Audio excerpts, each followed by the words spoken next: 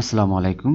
Shine সফটওয়্যারের পক্ষ থেকে সবাইকে অনেক অনেক ধন্যবাদ এবং শুভেচ্ছা জানাচ্ছি। আজকে আমরা কথা বলবো আই ড্রপ টুলস নিয়ে। আই ড্রপস টুলসটি আপনারা কিবোর্ড থেকে আই দ্বারা আপনারা সিলেক্ট করতে পারেন অথবা মাউস পয়েন্টারে লেফট ক্লিক ধরে আপনারা সিলেক্ট করতে পারেন।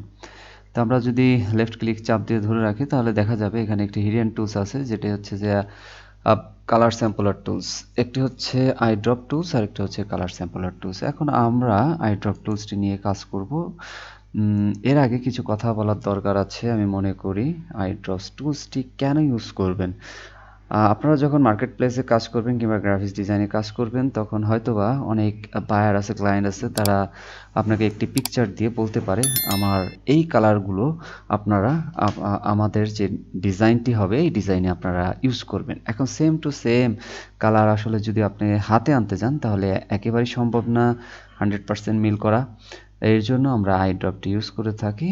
যেমন এই পিকচারটির মধ্যে আমাদের রেড কালারটি দরকার, চোখের রেড কালারটি দরকার।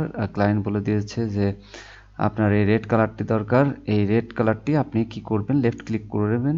লেফট ক্লিক করলেই দেখেন এখানে চলে আসছে।